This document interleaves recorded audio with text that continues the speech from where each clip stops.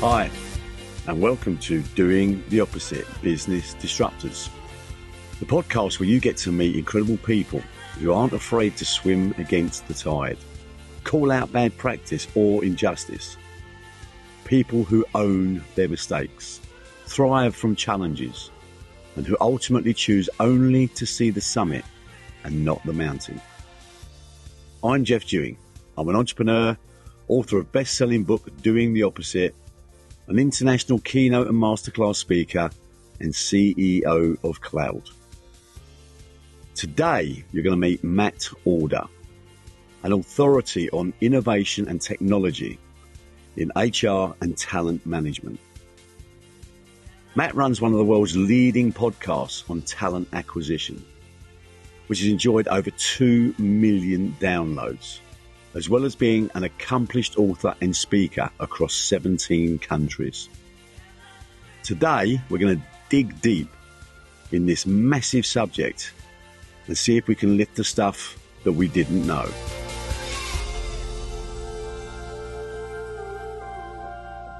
Hi, Matt. Thank you very much for joining the show. I can't wait to have this conversation. It's a subject close to my heart, and I'm really looking forward into delving deep into this realm that is a challenge for almost every business, not just in the UK, but across the globe. Absolutely. Well, thank you. It's an absolute pleasure to be on your show. I always like to be on other people's podcasts. I run a podcast myself. It's nice to answer the questions for a change rather than asking them. Brilliant. So listen, Matt, before we sort of get into this, let's sort of do a quick whistle-stop tour. Just try and give us an understanding of Matt, where you come from, what the journey's been like, where you are now and why. Yeah, absolutely. I think I'll start by going back quite a long way because I think it gives good context. So I left university in a recession. Found it very difficult to get a job, had a degree in English and drama, which I will passionately defend as a choice of degree. But, in that kind of labour market, it caused a few issues. I fell into sales. So I did photography sales, travel sales, cold calling, telesales, basically. Ended up working at The Guardian in recruitment, classified recruitment sales. So that was my kind of first exposure to recruitment and recruitment marketing. I was desperate to work for an ad agency. That was kind of my career plan. So I just took a job in any advertising agency that would have me. As it happened, I ended up working in a recruitment advertising agency, and I didn't even really know what that was. So the recruitment journey continued. I was very lucky. I was on the cusp of when the internet started disrupting things. So being young and reasonably technically savvy, I ended up running the digital department. Even though I was sort of 10 years younger than all the other managers. So that was kind of interesting. I did that for a while in a couple of ad agencies, learned a lot about how the internet had the potential to disrupt recruitment and hiring. And then after sort of 10 years in that space, I went out on my own as a consultant, helping companies understand innovation in recruiting, understanding technology. At that time, social media was the big disruptor. And then about 9 years ago, I set up my podcast, the Recruiting Future podcast, just as a way of doing some of my research in public. And the podcast has really taken off. It's now one of the most listened to talent acquisition podcasts in the world. And it's about 80% of my job. So I'm a professional podcaster, if that's a thing. I've also written a couple of books co-authored a couple of books about talent and the future of talent.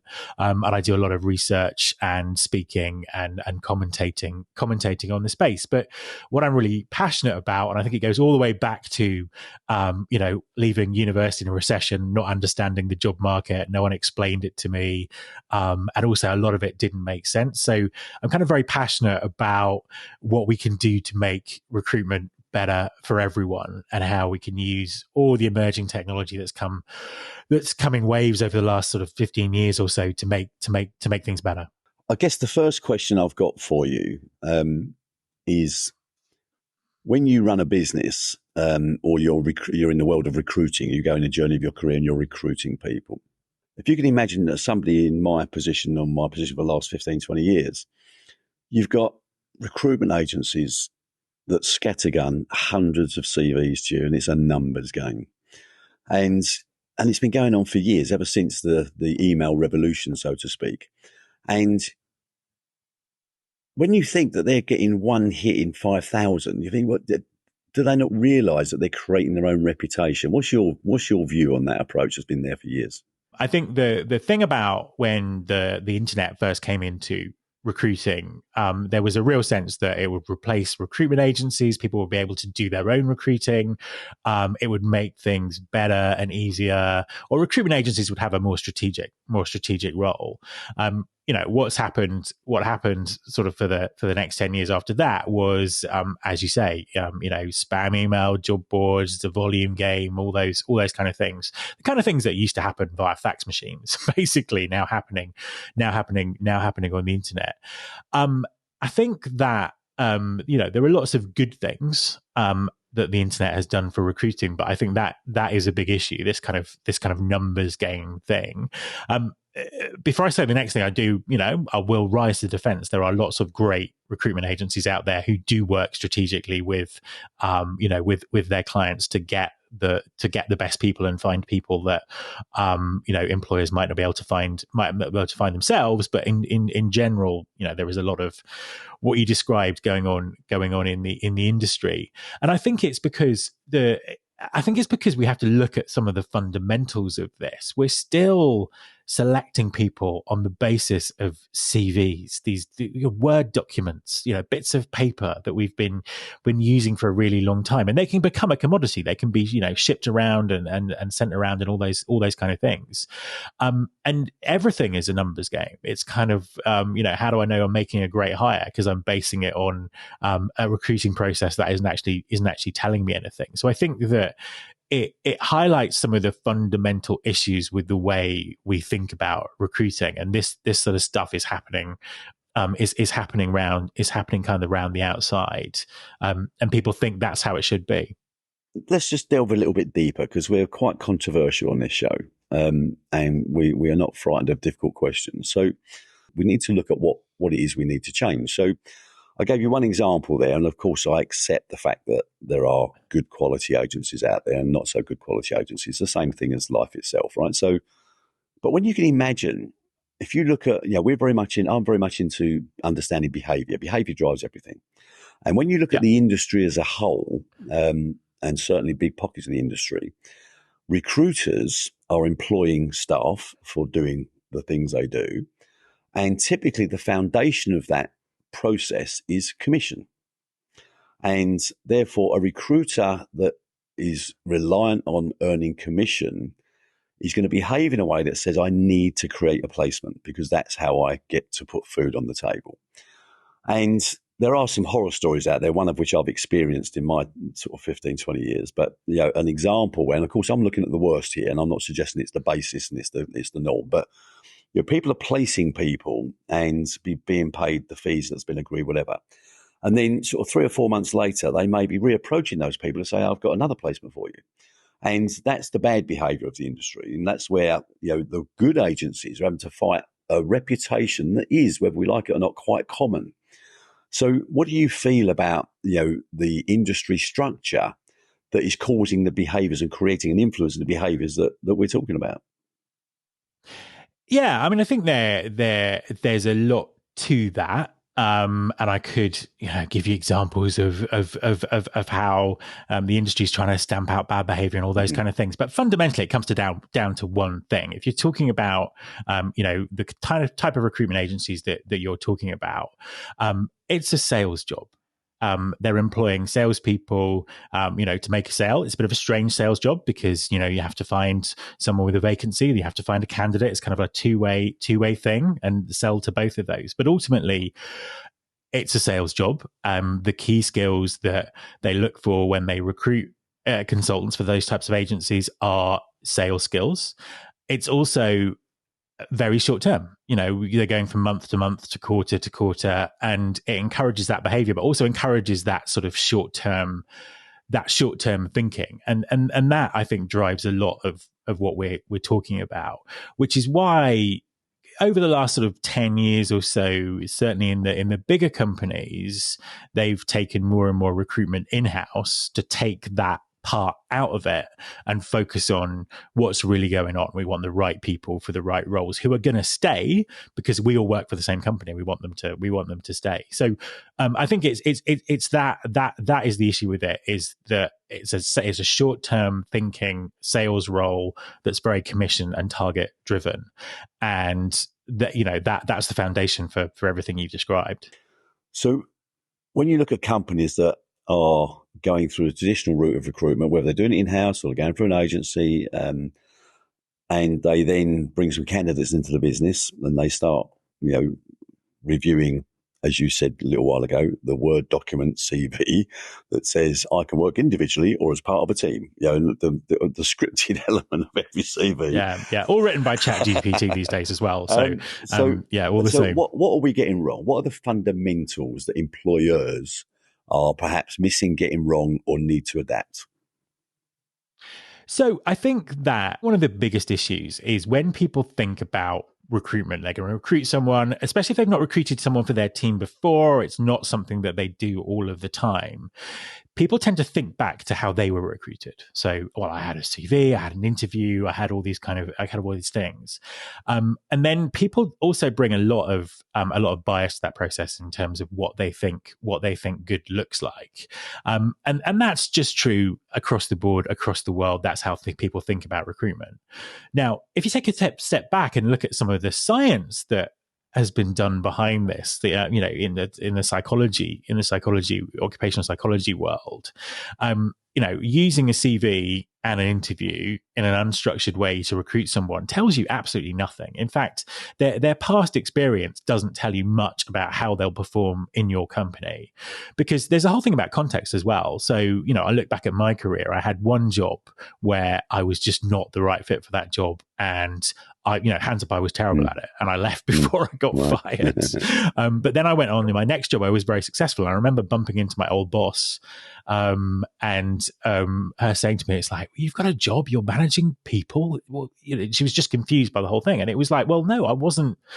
It wasn't that I'm a bad person or I didn't have any skills. I was just in the wrong job, and you weren't the right manager for me, even though my CV told you otherwise. So, I think it's almost kind of like you have to start with this kind of blank piece of paper and say, actually, what is it that's going to predict performance? What biases are we bringing to the process? And then I think there's the chance of making better hires, and also just understanding that someone's potential to learn is perhaps a bigger thing than some of the skills they have. I mean, certainly what we've seen in the last 5 years, and I think it's been accelerated by the pandemic, is a lot of the skills that people use in jobs go out of date very quickly. So, the shelf life of even some of the technical skills is very, very short. So if you're employing someone for the long term, and if you're running a small business, that's what you want to do. You don't want to keep recruiting. You don't want to have to lose key people. It's their ability, obviously their ability to fit in the context of that business, but also their ability to learn to learn new skills and grow within that business. And I think sometimes people just look at someone's past experience. It's like, have they done this job before? Are they going to arrive on day one with all of everything that I need? Their CV says they will.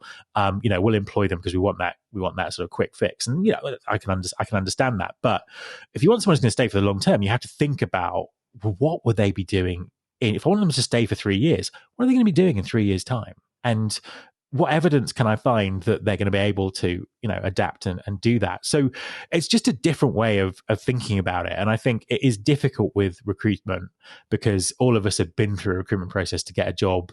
And, if you don't do it all the time, then you're just going to go back to what you went through. Or maybe you've hired an absolute superstar employee and it's like, well, it didn't work for them, so we'll just look for the same. We'll just look for the same again. So I guess, because again, I'm disruptive by nature.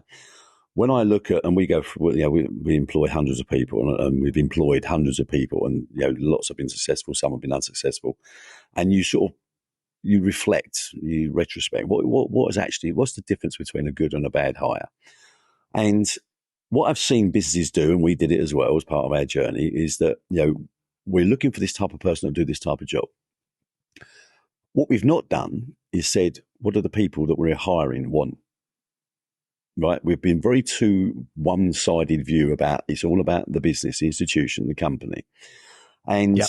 we've not thought outside the box or done the opposite and said, well, no, it's not actually about the company. Of course, the company has a purpose and a strategy, et cetera, et cetera. But why don't we focus on what the actual people want? And when we understand what the people want, and we truly understand what the people want, not through a CV, through a conversation, through a set of values, principles, purpose.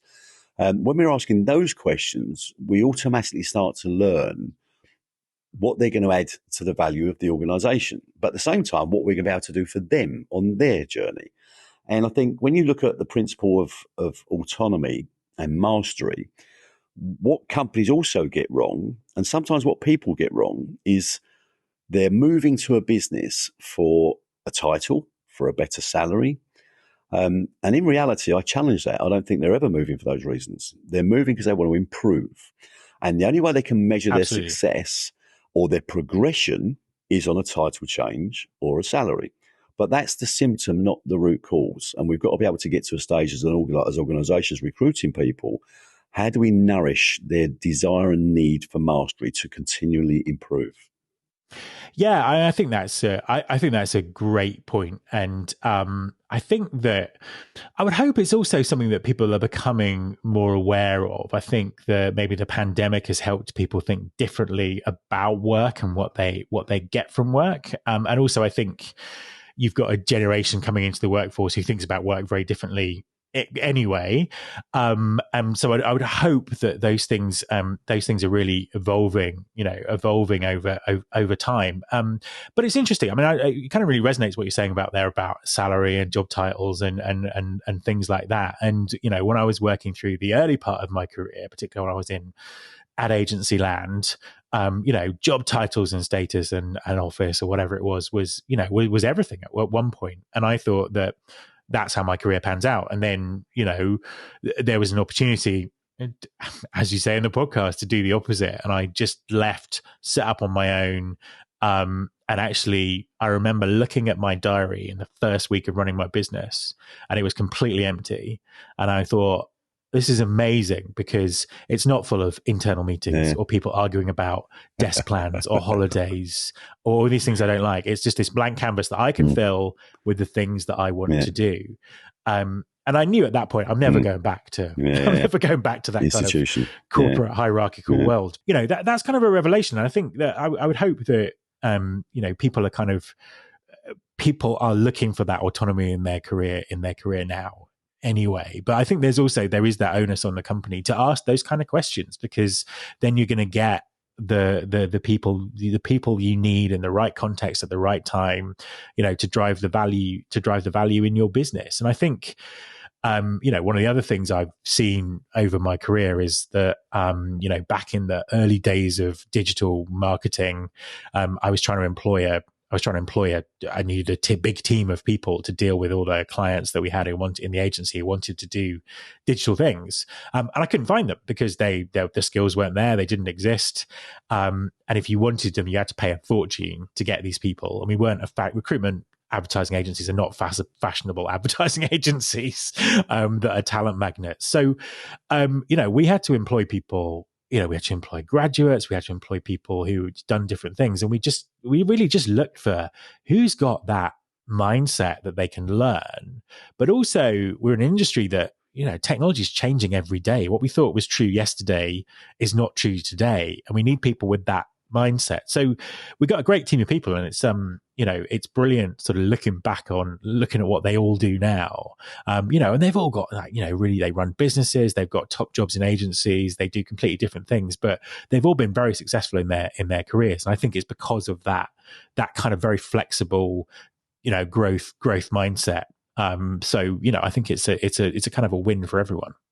Businesses need to behave as a soil, right? You've got to be a soil that enables people to grow. And I think when you've got these these institutions that say, no, we've always done it this way. And there's a lot of them. And I need this person with this skill set, otherwise we're not going to succeed.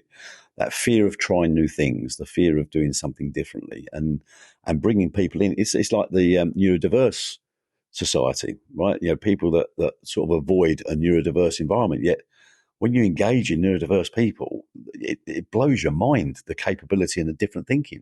Absolutely. And I think that's a great example as well, because the whole kind of aspect of neuro inclusion, I've had a lot of people, talk about this on the podcast, and ultimately everyone's brain's different. So if you're building an organization or a culture or a way of working that takes into account everyone's brain's different, and some people's brains are very different, but then that's good for everyone. That gives everyone the chance to grow and the chance to develop. And there are certain, neurodiverse people who do have superpowers and can do, amazing things. I mean, it's something that's, very, very close to me, because it's a big feature of my family. And it's amazing to see that the companies who've embraced that, what they've got from that as well. And I think the other interesting thing, a number of people on the podcast come and talk about this, are what companies like Timpson's are doing, recruiting people straight out of prison and giving them an opportunity and structuring it all that way,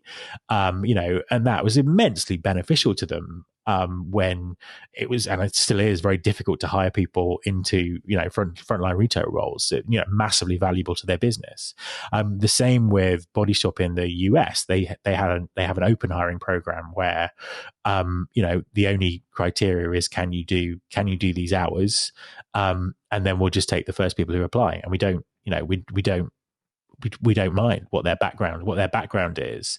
And then those companies will do studies on, they did a study on actually the people we employed through the open hiring program were at least as good as the people who went through we need this experience, we need this, we need that. So it's that different thinking, I think, is so, it's brilliant for society, but very valuable for companies as well. Yeah, and I guess one of the things that we've learned, not in a scientific way or a massive research way, but what we've learned is if you can hone in when you're engaging potential employees, team members, if you can hone in, you learn how to hone in on establishing and understanding what their true values are, even if they don't know themselves, you go through a process where you can identify how they behave and what their values are. That increases the success rate of hire by about 90%. Because you can see, how and it's not about the skills. The skills you can teach, people learn lightning speed these days with the tools available. Exactly. Let's move on to the retention bit. So we've now managed to get some people into the business. What are the key elements of retaining quality staff? What are the things that drive change, do you think? And what drives instability and insecurity when you then are faced with, my God, my attrition rate is through the roof? Yeah, I think there are lots of things. There are lots of things that contribute to it. I think the first and most important thing is hiring the right people. Hiring people who are right for the culture and the that type of business. I think that's the kind of the fundamental part of it. There's so much. I think there's so much round this. I think a lot of it comes to some of the things that you've already been talking about in terms of giving people that chance to grow, and also giving people the chance to buy into a vision that they kind of really believe in. I think that's another aspect to it. I think it's very interesting with watching companies deal with the sort of post-pandemic flexible work. Do we have everyone back in the office? What do we do? And the kind of the pushback that's come from that. And I think a lot of that is also about is about leadership and how people show leadership and how people model that way and really understand what drives their employees. And just because they need to be in the office to feel in control, and they've spent a lot of money on this office, and that's how they learned stuff when they were coming up through the ranks. It's like you're fundamentally misunderstanding your employees if you think that's gonna drive them. So I think it's a lot about hiring for success. So getting that that sorted, but also, just how you can help your people, grow. And, some attrition is good. It's good to that people leave when they're ready, and you get new ways of thinking into your organization. But I think it's it's a multifaceted thing, but it's kind of vision, leadership, communication, maybe just fundamentally trusting people. You've employed them to do a job, trust them to do it. I think that's the thing. And I think we still, I did a big kind of bit of research about this in terms of how we think about working life and how we think about the working day, for example. And we're basing off very old concepts, like the whole concept of a 5-hour, of a 5-day week, is 100 years old. The concept of an 8-hour day is like 150 years old. The concept of that people only work when you watch them, that's like a 70-year-old concept. So we've got all these kind of operating systems for work, many of which in leaders are just completely subconscious. It's like, well, that's what work is. Work is, 9 to 5, Monday to Friday, blah, blah, blah. But it's like, is it? And should it be? Because these are old ways of thinking, and we've got a very different world. And I think that's why you see companies experimenting with things like 4-day weeks, and because it's we probably need a new operating system for work, because we're working off something that may not be relevant for the world we now live in. Yeah, so and again, I'm fascinated by this subject because it's always about the quality of the question. And when I look into this subject, which I do because I'm interested because of the impacts it has on me, and I watch major organisations saying, "Oh, we're trying a 4-day week. We're trying to," but we call that twiddling knobs, because you're not courageous enough to try something materially different. And we come back to the 3 needs of a human: purpose, mastery, and autonomy. Now, if you say, "Okay, you've only got to work 4 days a week," you've given them the same constraints as a 5-day week, because you've given them a constraint. And the moment you give somebody a constraint, then they've got to manage that constraint in their life in one form or another. If Absolutely. You run an environment that says, I only actually care about the output, I only care about the result, I don't care about how you achieve the result, as long as you're not breaking the law, I don't care how you achieve the result.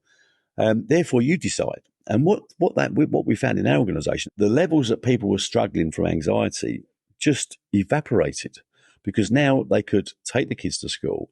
They were allowed to say to their colleagues, I can't have any meetings before 10 because I've got to do the school run. I can't have any meetings between 2 and 3:30 because I've got to do the school run. And they were allowed to do that. They didn't come under attack.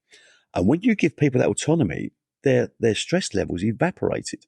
But you had to trust, and as long as you've got key measurements, whether it be KPIs, whether it be OKRs, as long as you've got a measurement that says we've all agreed this is the outcome, but you decide how and when and where, we've just seen a complete different world change in terms, and that helps retention as well, of course. Yeah, totally. No, I think that's the thing, and I think the key thing that you say there is that measurement. It's kind of like, and how does that work? And that's why, for a lot of companies, they don't have that. So their measurement is like, well, everyone's in the office. There's the measurement. That's the, so I think that's the key to it. And I've spoken to a number of similar organizations actually on the podcast who, that's it. It's that kind of autonomous thing, and it makes so much sense. And particularly, you see it with remote first organizations. So organizations that have been set up completely remotely, not who have moved remote because of the pandemic and still have an office. That's how they work. They work, and they tend to be global. They work in a time shifted way, collaborating, using online tools and stuff like that. And that's the way I work. So, my business is me, but I have a number of a couple of business partners that I collaborate with, and I have a number of almost permanent freelancers who do stuff for me, and that's it. I mean, everyone, obviously everyone's self-employed within that, so it's in their interest to do and deliver the work. But that's how we work. It's everything. Everyone knows what they do. They say they'll do it, and they deliver it. And I as the person running that particular project, I trust them to do that, and we've got the right tools and processes to make it work. And it's interesting, having now worked that way for about 14 years or something. I've stopped counting. I get anxiety when I see my wife start. My wife has got a corporate job, and I see her diary, and she's got to be at somewhere at a certain time. She's got a lot of flexibility in her job. In fairness, her employer is great if they're listening. But even so, there's still that kind of. I look at that. It's like I could not work in that environment anymore. It's like I can absolutely deliver things when they need to be delivered, but I can't be somewhere for a pointless 9:00 meeting because we have it every week, and people judge me if I don't make it. It's just, yeah. I don't know if you've been listening to Elon Musk, because he was one of the first people that demanded people back into the office, right? And there's an interview where he talks about why he did that, and he says it is morally wrong to offer working from home.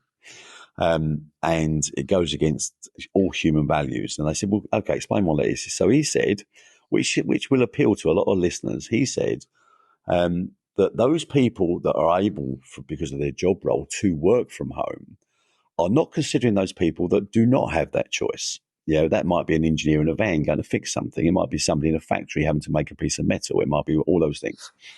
And of course, on the really basic flip side of that, you could see that he would have an argument, and he would get a lot of following, especially for those people that do believe that they have to go to a physical office or a physical workplace. But then I still challenge that, because I say, well, that is all because and again, I can only use personal experience. So we run sort of 150 odd engineers in vans that have to go out and drive and fix things, and of course they can't sort of say, well, I'm going to fix it from home. But the reality is we're moving to technology where actually there's lots of things they can fix from home because of remote technology and so on. Yeah. But having said that, what we did differently was, we as an organisation, and lots of organisations that listen to this podcast will relate to this, we had what we called labour controllers, right, or help desk staff, and they were the people that were deciding where those engineers went, what jobs they did first, second, third, fourth, and fifth, and the engineer would say, "You're just sending me 60 miles," and they say, "Well, it's only a quarter of an inch on the map." So, and there'd be all these things, right? And of course, they were being instructed; they had no autonomy. So all we did to give them an element of the flexibility that we had was we said, look, you're a team. Here's the problem. You decide how to fix it. You decide amongst yourselves. You own each other's outcome, right? So, and what that done was that resulted in engineers that had to be somewhere at 7:00 in the morning. If they had an ailment, a parent they'd care for, they phoned their team members and said, can you cover for me here? Not can you cover me quietly, but legitimately helping each, because they got the autonomy to make a decision. And what they saw was a material improvement on how they felt about their work. But it wasn't about working from home. It was only ever about autonomy. Yeah.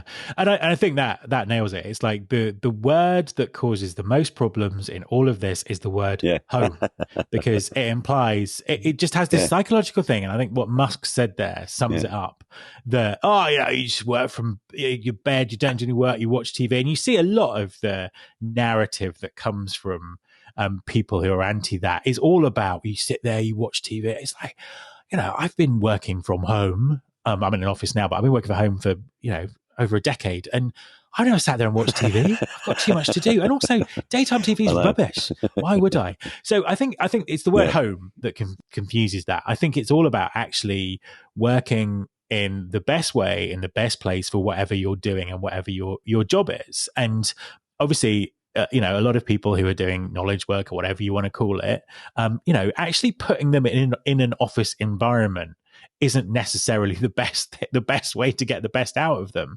And I think the person who really summed this up really well for me is Rory Sutherland, the behavioral science guy. And he sort of talks about offices, about you're designing for the average. You're designing an office for the average worker, for the average day. And there isn't such a thing. And it's like, you need places where people will think. They might want to go home. They want to come to the office. They want to have a meeting. And I think it's about giving people the right environment to do their job the best way. And, if that happens to be they're doing that in the same building in which they sleep, then that's fine. And if you need them to get together because actually face to face this works really well and that's true and measurable, then yeah. But build if you do need people in an office, build an office that's actually fit for the work that people do. So I think it's the word home that I think throws it all. we're back to what is it that nourishes people. So, there's been arguments along the line, even from people within my organisation, and I know it's from the same. And they said, "Oh yeah, but you're missing the camaraderie when you're not at the office every day. You're missing the coffee machine chats." And of course, all of that makes sense on the surface, but then I again get very disruptive and say the coffee morning chats, or the coffee machine chats were worthless. They had no value. It was just passing the time of day, right?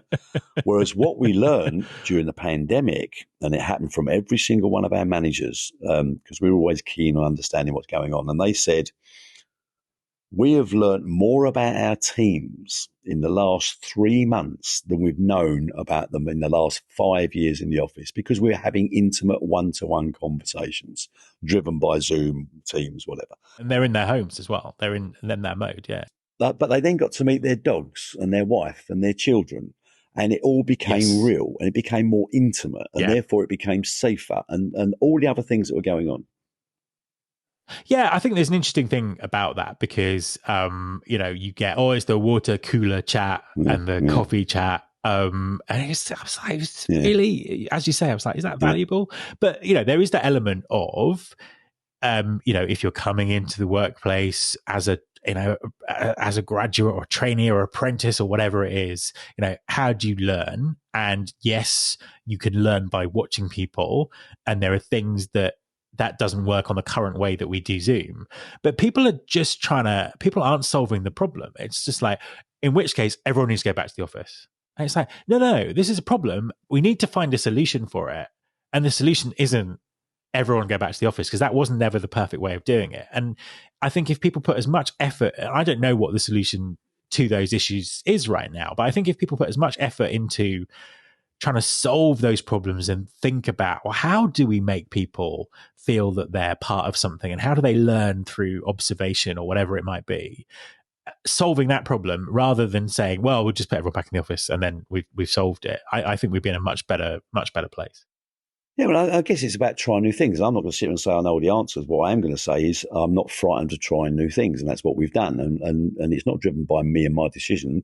It's driven by the people that are affected by it. So what our teams do is they all work from home. We had 7 offices. We closed 5 of them, and we refitted the other 2 for collaboration centres. So there's couches, and there's also some desks, and there's some screens, and there's some table tennis tables, and there's a canteen. All the things that enable you to sort of relax and feel relaxed, but you've got areas in which you can collaborate. And what the teams do, the statement to the teams were, you go into the office when you choose to go in the office. You're not mandated to go in the office, but what you are mandated to do as a team is to behave like a team. So if you have a situation where you need a problem that you've got to solve and you feel it's relevant for all to get together, then you all go to the office, but you don't have to go to the office for the day or the week. You might go for 2 hours if that's how long it takes. So at this philosophy, it says you only go to the office to solve problems, be creative, and have fun. That's the only reason you go to the office. Nice. Yeah. You do not go to the office to transact. And what that then means is teams are meeting each other face to face every 3, 5, 7 weeks. But when they meet, they don't say morning as they've done for the last 20 years. They cuddle because they've not seen each other for 6 weeks. It's the experience is suddenly rich and meaningful. And then they'll go out in the afternoon or the evening, and they'll have a drink or go to a restaurant, and suddenly the bond is getting stronger and stronger because it's meaningful and it's intimate. So you let the people decide. As long as you've got your OKRs, everyone knows what they're supposed to be doing by what time, they've all agreed. And the difference is as well, when you listen to people say, yeah, but how can I trust they're not laying in the garden sunbathing, or they're not watching crap daytime TV?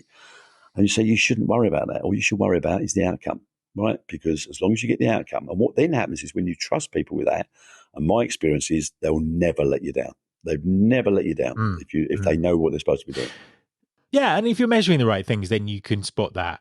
You can spot that straight away. And I think it also comes back to, that whole thing about neurodiversity and everyone's brain working differently. It might be that someone does their best work if they do spend an hour in the middle of the day watching mindless daytime TV, because it just might help them think, or they've gone for a walk because it makes their brain work. And then they come back with an idea that makes the company a fortune. And and I think that's the thing. So I think it's that, letting people use their brain in the way that it works. Then you'll get these kind of amazing results. And yes, there will always be people who take advantage and don't do what they're supposed to do, probably because they're in the wrong context and the wrong company, going back to our earlier thing. But people used to do that at the office. It's just, they were just, that's the thing. Yeah. I'll never forget, one of my old business partners said to me, she's really good. Like she's committed. She don't leave the office till 9 o'clock every night. Yet everyone else is out the door at 5 o'clock. And I used to listen to these sort of comments because that's how most people have been wired and brought up. And because we're a technology business and I'm into data and technology, I then done an exercise for him one day, and I said, let's look at the output of the person who stays to 9 versus the output of the person who stays to 5. And the statistics were just overwhelming. The person that left at 5 was far more efficient than the one that left at 9. And the other thing with the observation was the person that left at 9 spent 3 hours in the morning around the coffee machine talking about nonsense, right? But so it's this perception. If I can see them in the office, then I know they're working. Well, you're wrong. You're wrong, but because that's not what they're doing necessarily. They're just posing because you're there. And the other thing as well, I'll never forget having a conversation with one of our clients, a huge household name that will remain nameless, said to me, Jeff, your working from home stuff seems to be working really, really well. It's all the socials we're seeing from the people you employ. We've tried that, and it's not working. Everyone keeps coming to the office. So I said, how many people are in your C-suite? They said 12. I said, how many of those people are in the office every day? She said 11. I said, that's why your people go in the office every day. Absolutely. And you've got to behave in the way in which you want other people to behave.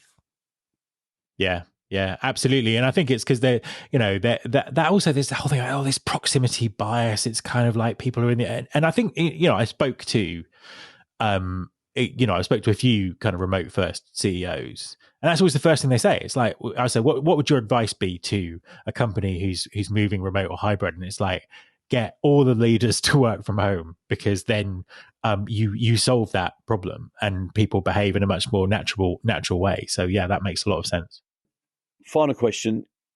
The podcast is about doing the opposite. We've obviously talked a lot of that stuff already, but is there a specific example that you can share where you went against the grain, did the opposite materially, not twiddling knobs, you did something materially different to what most people would have expected you to have done, or you would have even expected you to have done?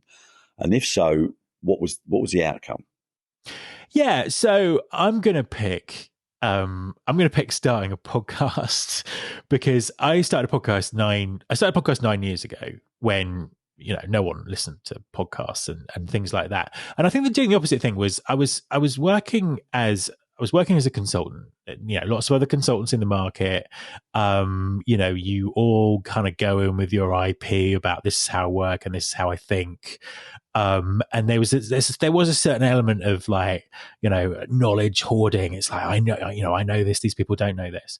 And the reason I started my podcast was I was like, I want to do my work in public. I do a lot of interviews with people who are giving me amazing nuggets of information that I can then take to a client and look great and say, oh, you should do this, because that's how consultants work. Let's face it. There isn't a magic consultant school they go to. They kind of, learn things from other places and bring them together. So I just started doing those interviews in public. I started publishing them as a podcast. And there was a sense that, so some people close to me were like, well, hang on a minute, you've got some great contacts there, and you're having these conversations with them, and you're putting those conversations out in public, and all of your competitors can see and then use that kind of information. I was like, yeah, I know, but it's just something, I don't know. It just feels like it's going to bring, more stuff to me. And, that's the single best decision I've ever made in my career, because obviously the podcast has been really successful. It's commercially successful. It now allows me to shape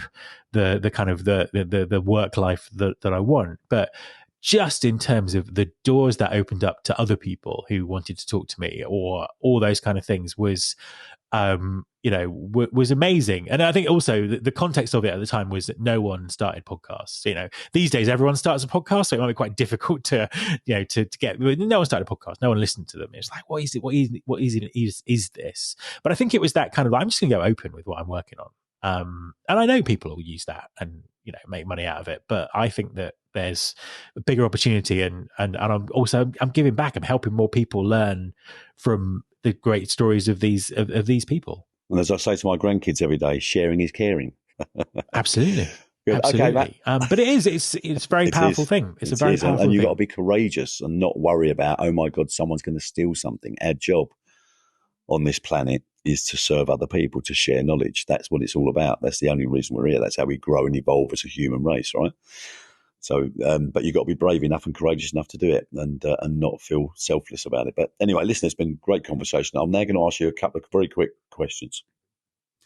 Based upon your knowledge and your experience and what you've done and all the things you've done, certainly over 9 years and the hundreds of people you've clearly met, if you had to give one message to the audience, just one message to the most impacting message that you feel is a real mantra and drive of your life, what one message would you give the audience? Always challenge your assumptions and dig really deep in that. So it's like, why do we do things the way that we do them? And just keep digging. Because then you get to things like, we're working on an operating system of work that's 150 years old. We didn't even realize. So I think it's challenging, almost challenging the unchallengeable things about what you do. I think that is and particularly now with AI and everything else that's going on, I think that's the one thing that I think is most important. Well, that's a fantastic bit of advice. Listen, Matt, it's been an absolutely fantastic conversation. It's a huge subject. We could have gone on for hours about this in every part of it. Absolutely. But listen, it's been really good to get your perspective and the summary of your perspective with all the various conversations you've had. So thank you very much for sharing that knowledge and wisdom with us. And I hope our paths cross again soon. Absolutely. My pleasure. Thanks for having me on.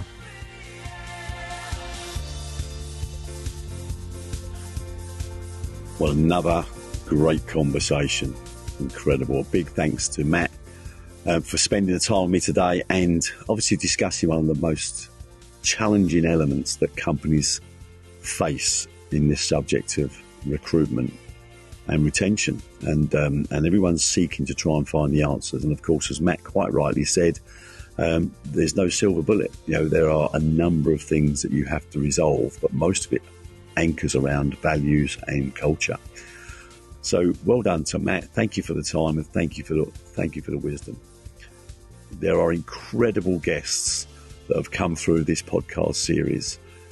Please visit my podcast website at jeffdewing.co.uk and click the podcast link, where you'll have access to incredible guests with incredible stories over the last 4 seasons. And of course, you can also watch all of these podcasts now with my channel link for YouTube in the show notes. So if you'd like to see people's body language while they're talking rather than just the audio, please feel free.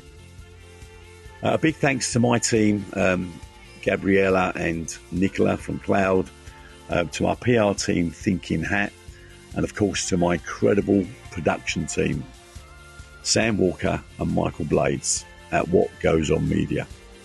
Thanks for listening.